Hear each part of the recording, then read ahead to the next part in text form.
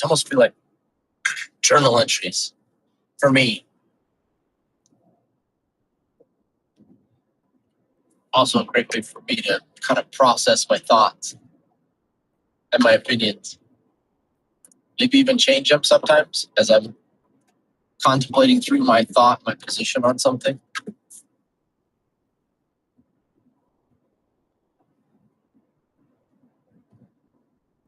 Anyway, sweet. I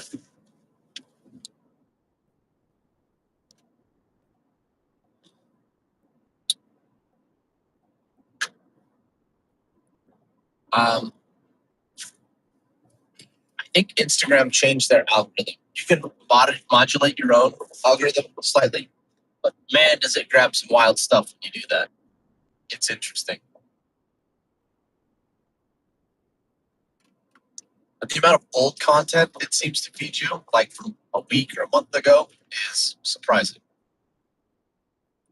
I'll have to work on that.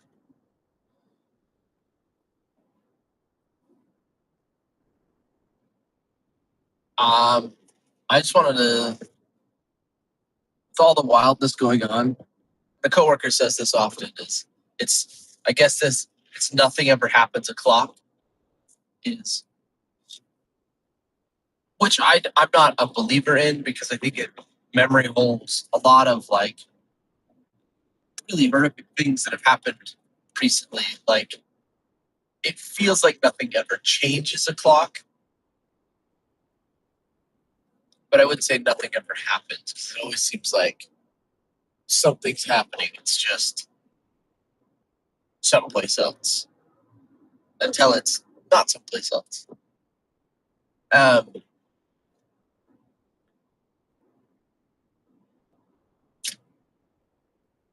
My newsfeed got real wild. It almost went silent as I was checking on things. Granted, I was at my daughter's dance competition,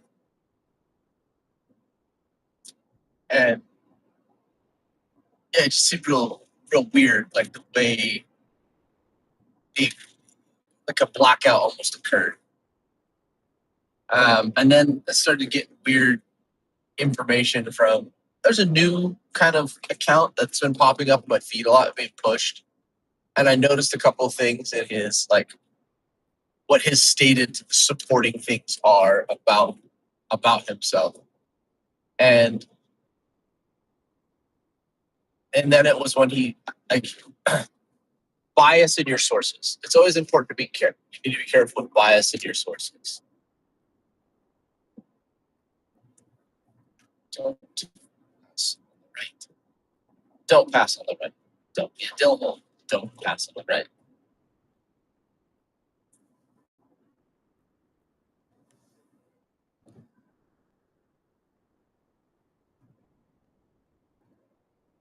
Oh yeah.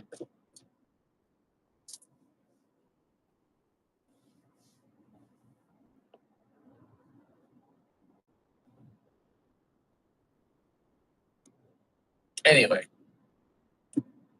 I'm just went on a terrible rant right there.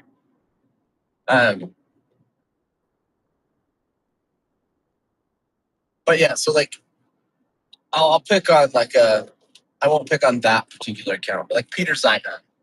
He's actually got really good information most of the time. But I was thinking, I've seen his bias come out, and I think one of the quickest ways to detect it is when they're no longer nuanced on the topic. So they'll be well researched and they'll have great like backing for their why they think X, Y, and Z is going to happen. And then all of a sudden they get to another point, it's just like,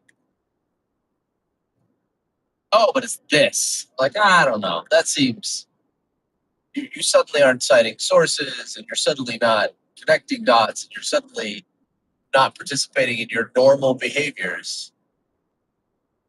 I don't know that I can trust what you're saying. Just me. So, and that happened with this other source.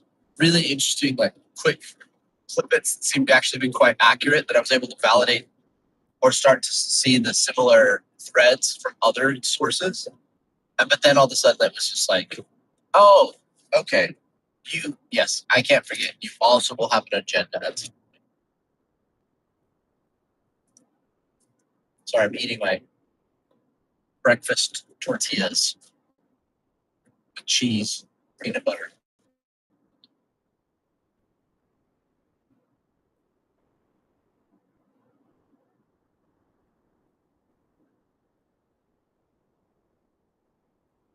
That's kind of like your Thanksgiving dinner and your conspiracy theory uncle who turned out to be right about a lot of things. But there's that one thing you're like, yeah, I'm pretty sure he's not right about that because he's like, I don't know, super racist. So, I mean, he was right about, aliens and government programs, but then you get to know, you're like, oh, okay, yeah, clearly a bit too far there, bud.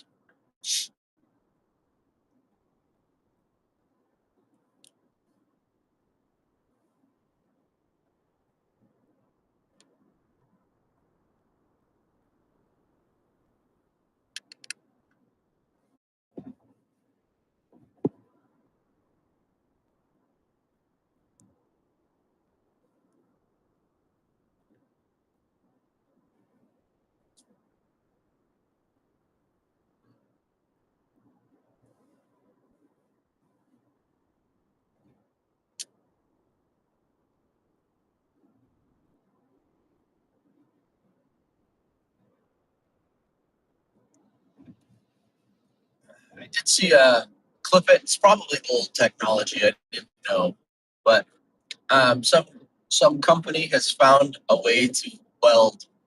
It's like Star Trek type stuff. They found a way to fuse or weld titanium to glass. Like so you can have a vacuum, so you can have like really small, really strong um, pieces of like glass that can do different things for sensors, and windows, and all sorts of stuff. Like that's bananas.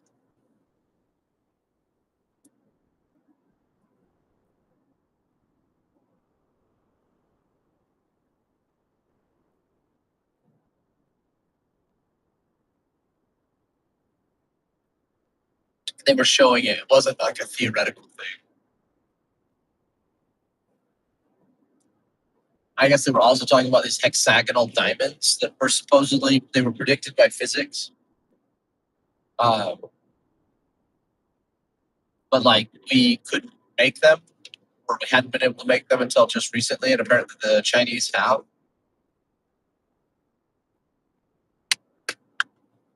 But it now gives us a harder, like it's a harder diamond. Oh my god, that's cool.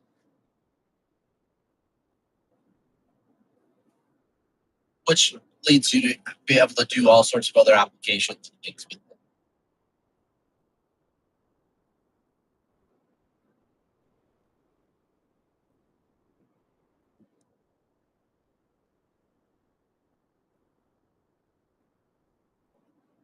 But in that science podcast, they were kind of they were saying like the math predicted it, physics predicted it, but they couldn't seem to generate it or make it happen. And then they were talking about they kind of went to string theory and all that. And there's been some questions around string theory. And I put your tinfoil hat on with me, but I think I'm starting to believe, and I'm sure they have their own machinations on why they want string theory disproved. But like Einstein has his theory of relativity. And from that, there's just this mass explosion of like particle physics, things we understand, and this deeper understanding of our physical reality and like what's possible. And then all of a sudden, it just seems to like plateau the moment string theory shows up.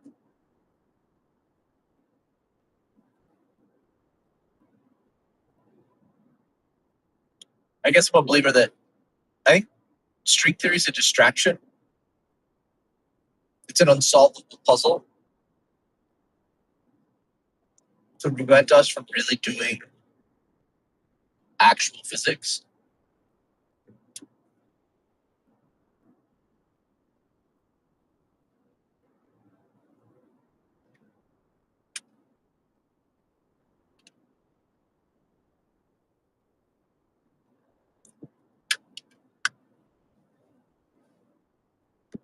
For example, I was talking to the drone club, this was probably 2 years ago at Utah State,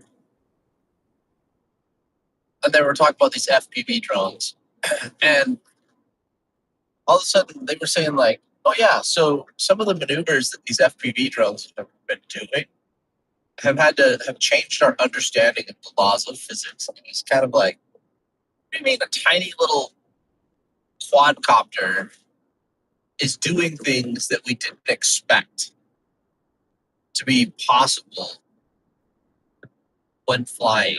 Like the way that they're braking and flipping and doing certain things. They're like, yeah, we didn't like our physics didn't say that that was possible.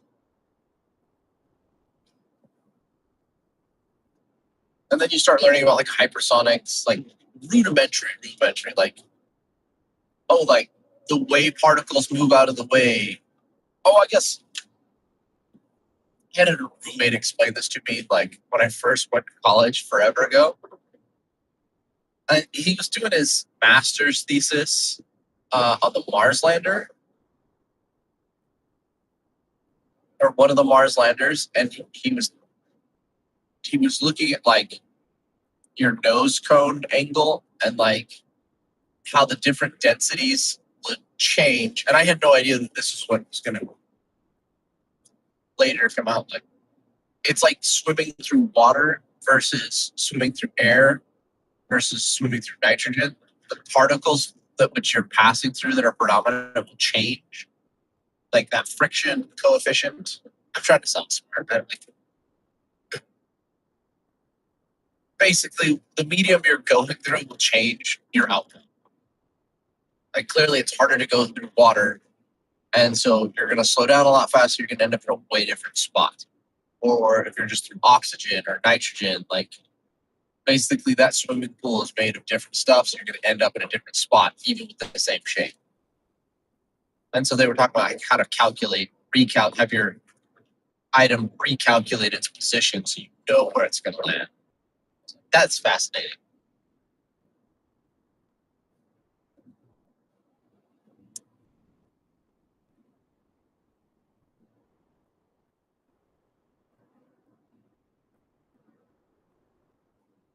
Or like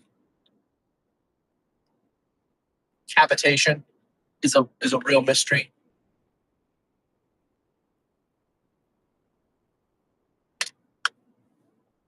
And we seem to just kind of like we've come up with some interesting solutions for cavitation, like in all the places that it happens. Like boat props, it's actually quite well understood. Like, oh yeah, so this is cavitation and it's a problem, and so like that's why when you're driving your boat, you get all like the little bubbles of steam. It's from cavitation. It's that prop cutting through the water and basically causing little tiny. So you have to have a bronze prop that can take the heat, or aluminum or some high grade material because it actually is generating huge amounts of heat as those steam bubbles burst underwater.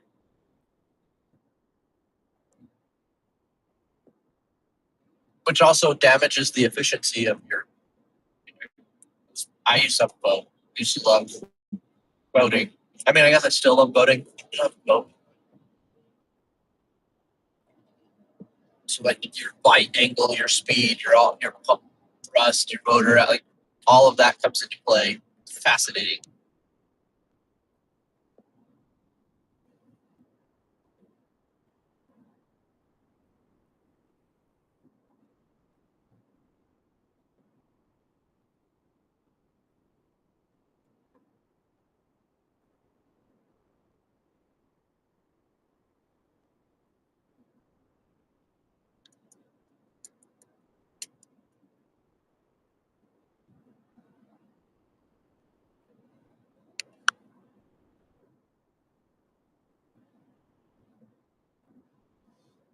I did see Ken Klippenstein put out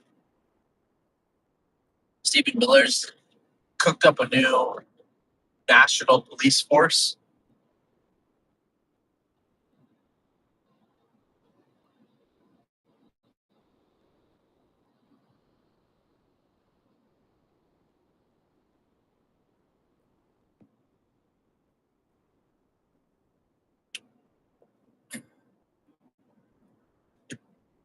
That predictive politics or professor, the Chinese professor, I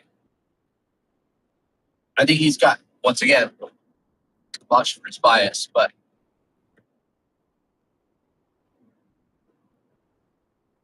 I think he might be on to something.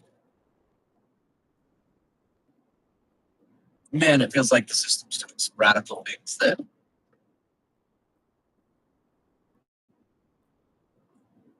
hard to be behind.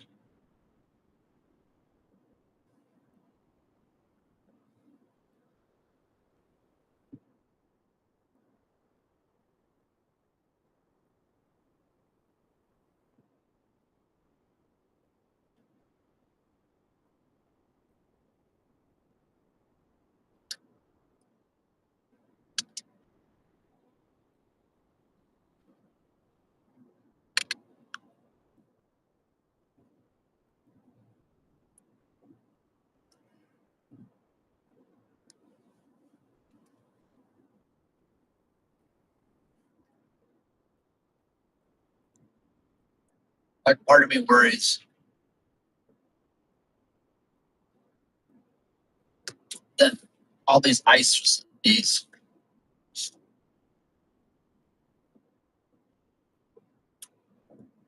I mean, you're not permanently going to have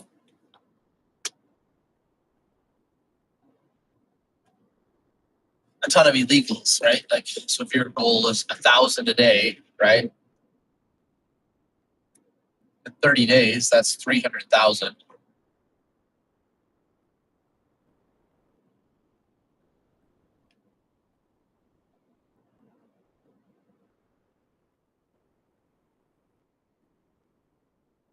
So,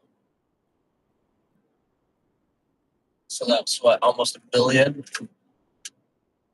Um, I mean, that's if they were only doing 1,000 a day.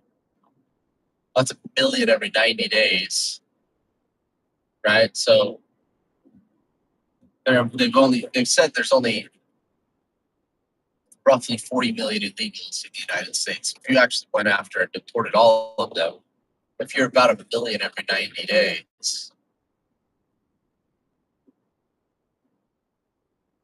I mean, shoot, that only takes a couple of years, especially if you've basically stopped all illegal inflow, most all illegal inflow. Clearly haven't stopped all of it, but and if they, if they're able to get higher numbers because they're just ripping and ripping, so imagine they, so as many officers they have, like it's entirely possible. And at first, it's probably way easier to get people, but the problem is they're going to try to maintain that pace. I don't know if they're going to be all that careful. And it appears they're not all that careful. But, they get 3,000 a month.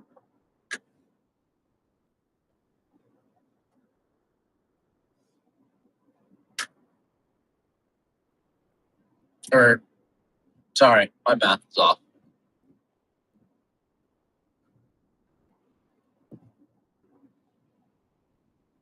I don't know where my math just went. It's 1,000 a day? 1,000 a month? 1,000 a day. Yeah. But why is ICE buying so many facilities all across the country? That doesn't seem like a wise use of a resource that after a year or two, right, like really shouldn't be needed anymore. So why would you spend all this money on these warehouses?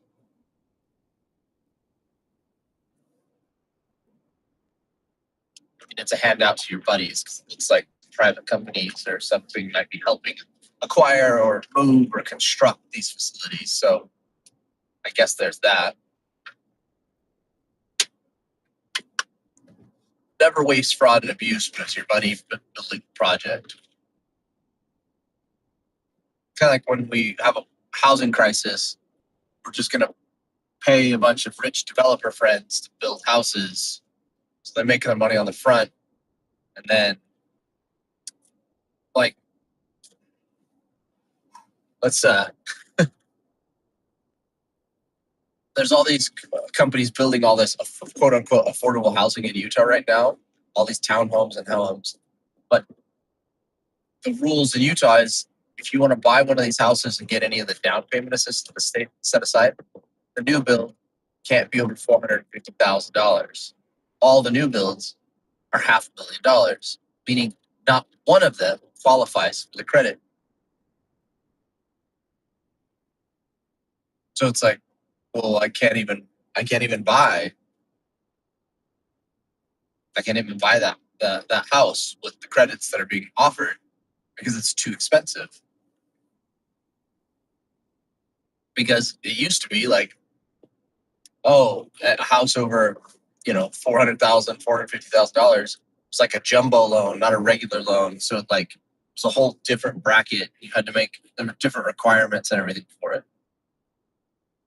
So I think that puts us in this weird place of like, where is all this money going? Who's it going to? And now what is its actual purpose? Because it seems like it's just to hook your buddies up with some more money.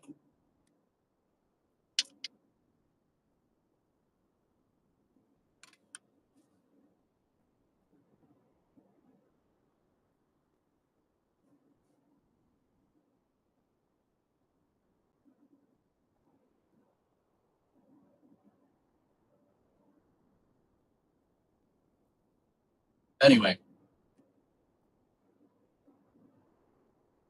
I should probably prepare some points to talk about so it's much more efficient, less free flowing thought. But I like free flowing thought. It's more like a conversation. It's almost like the format I should do is get a trampoline and sleep out in the backyard, staring at the stars.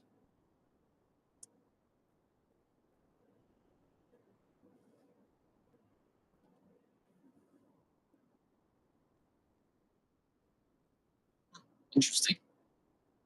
Highway patrol is out in force today.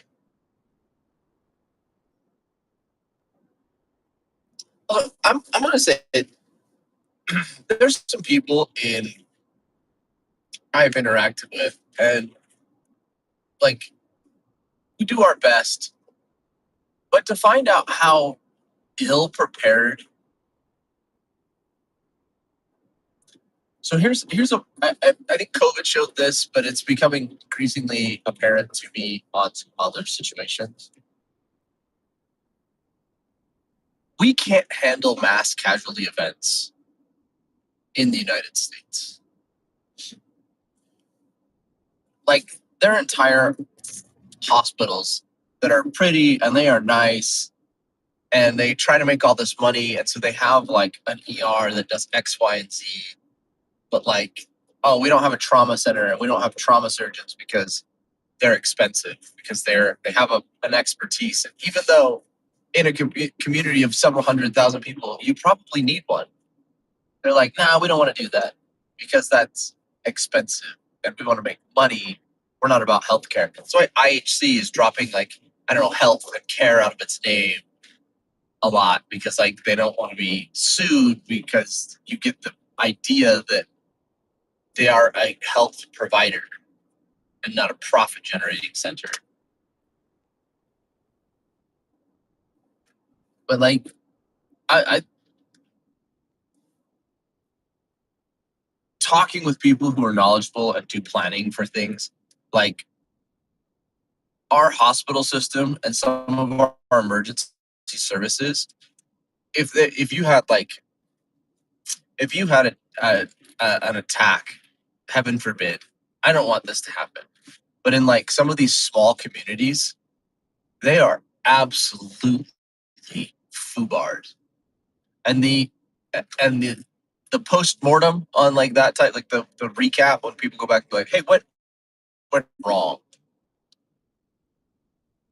It's going to be the UVU police thing. They the assumption that nothing would ever happen, which I think people took advantage of, and that if we're just there, nothing bad will happen. It's kind of like school resource officers. If we just have an officer at a school, or we arm teachers or something, but if we have an officer at a school, nothing bad will ever happen, because who would ever attack a school with a police officer in it? And it's like, the quality and caliber of that police officer probably matters a lot. And I'll go. I have an uncle who's in the military. I've had a couple uncles who are in the military, but I have an uncle who's a command sergeant major, and he told me a story about, because he was in the first group that went into Iraq, or the set. Yeah, he was early on in getting into Iraq, and when his guys were going out on patrol, he simply had like a rule that his 50 cals on top of his Humvees were always at the ready.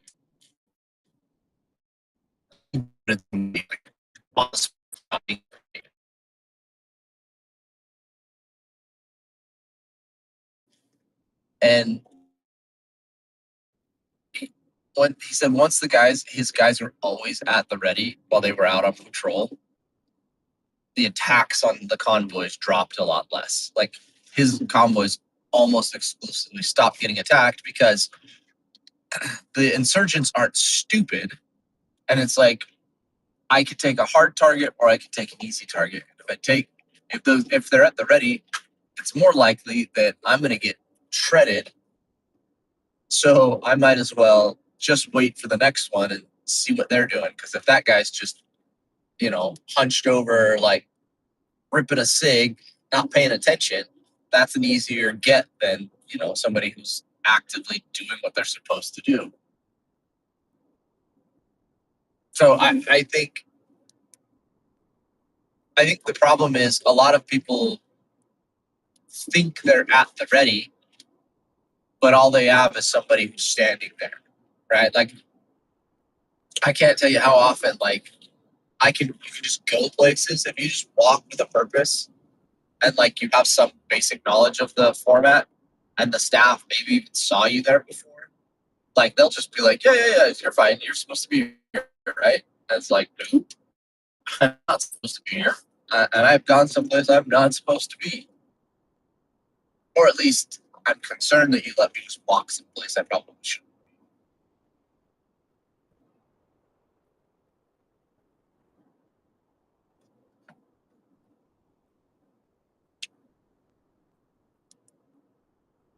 And we'll see it with natural disasters. We'll see it with things like our hospitals are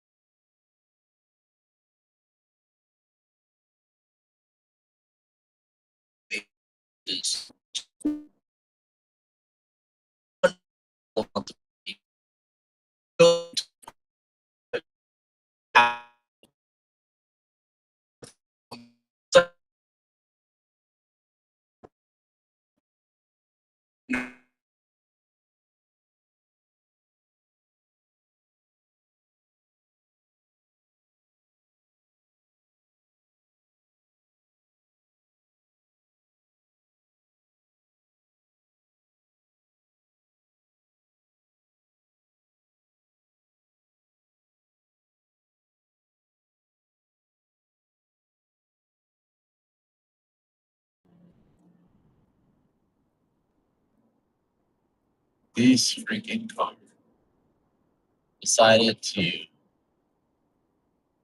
slow down and not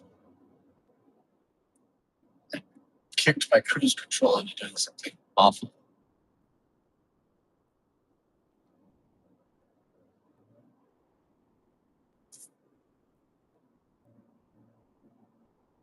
No, don't speed up now.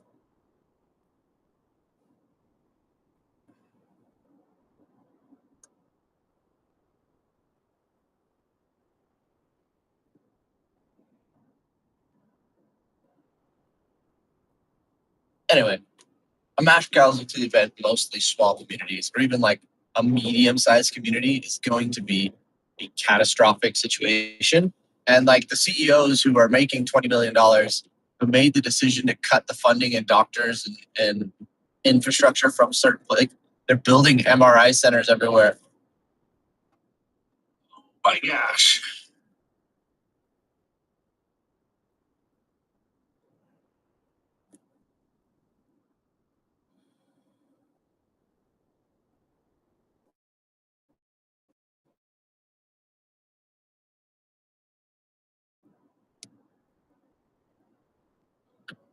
Appreciate it to get off my tail car. I didn't do anything wrong.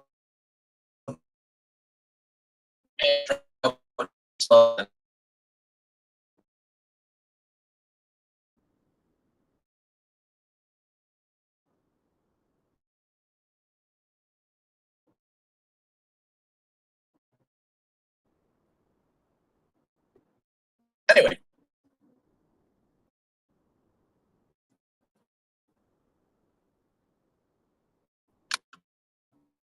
emergency service. I saw some police ARs the other day, and I kind of teased them about their setup.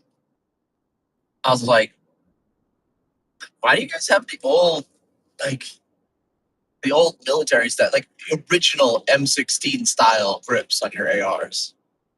And they were like, "Well," and I was like, "Oh," I'm like, "What?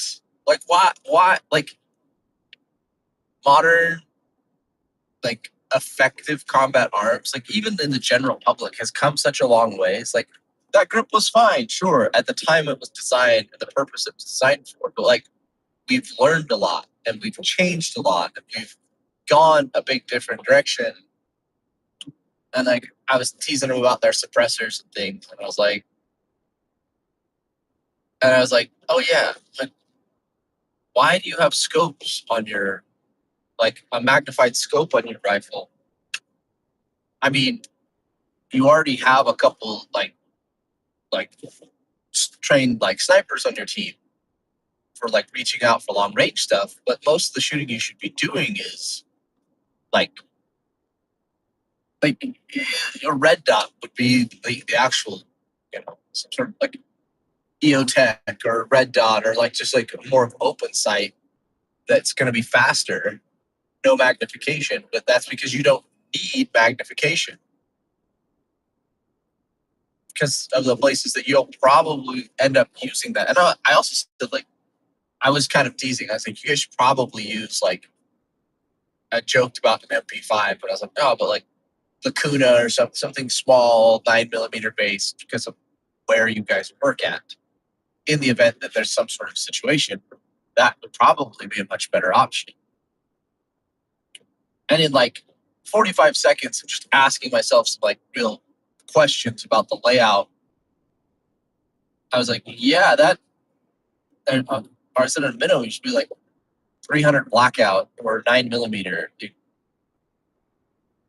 Or I mean, I guess you can do 5.56 if you want, but like your your firearms do not seem to be set up for the potentiality of a bad situation in your area. Like, I mean, sure, it works, but like to say a gun is a gun and they all work the same, is like, no, not really.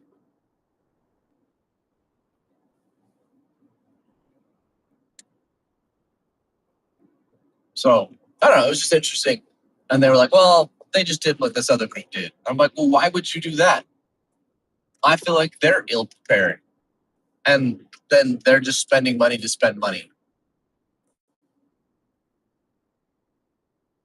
Because I mean, does your setup fit the situation that you're probably dealing with? Because I was like, you probably should have done even shorter barrels, which I know would be controversial. It's like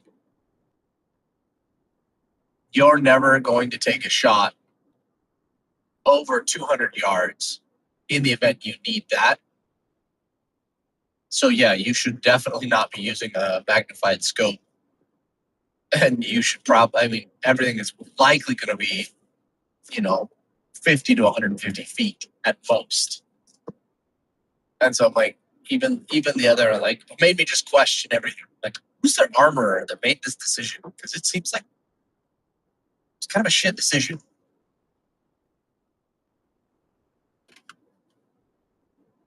But what do I know?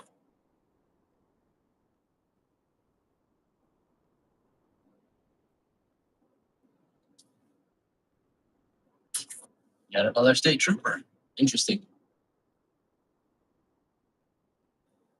Anyway, infrastructure is a weird thing that everybody complains about having to be there, like I don't know, a dump or things like that.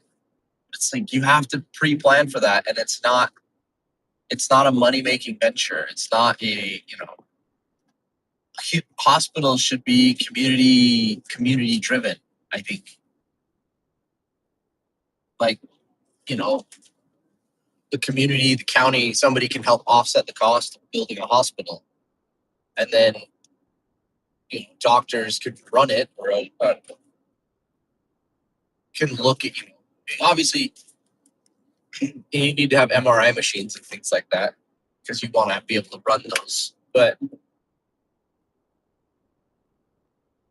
can't we do it a little more efficiently while still keeping the capacity we need for actually providing community health?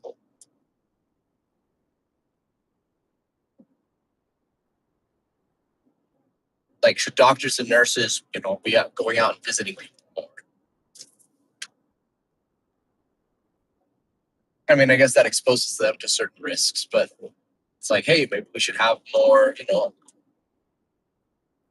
satellite clinics and like better doctors stationed out there, and let's maybe have, they don't work quite as many hours, and yeah, maybe the pay's not the same, but there's not this overtime, or like these doctors aren't getting burned out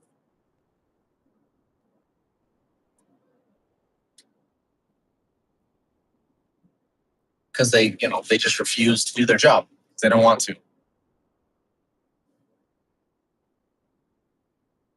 That was an experience that came from my first child, our first child being born, when like we're like, okay, it's time for the epidural. We'll, blah blah blah blah, and we called and like nothing. Then they called again, and then finally another anesthesiologist ended up coming in, and he's like, hey, how come the on-call anesthesiologist wouldn't come in?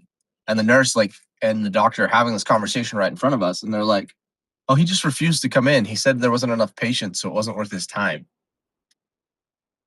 Like we're in the process of trying to have a baby, and like we get to the point that it's like, hey, time for the epidural. Let's, she's in pain, and he just refused to come in because he's like, there's not enough patients. It's not worth my time. Like, well, that's a problem because you're the on-call anesthesiologist. So I don't know, one's enough for you to get your ass out of bed and come in and do your job. Sorry, that's part of being on call. But I don't know. I'm on call. I have many jobs that I've been on call over the years, and when you're on call and the phone rings at 2:00 in the morning, guess what you get to do? Because you're on call, you get to take care of the problem because that's the job of being on call, or you at least triage the situation.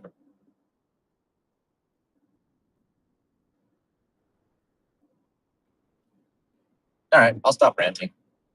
See ya.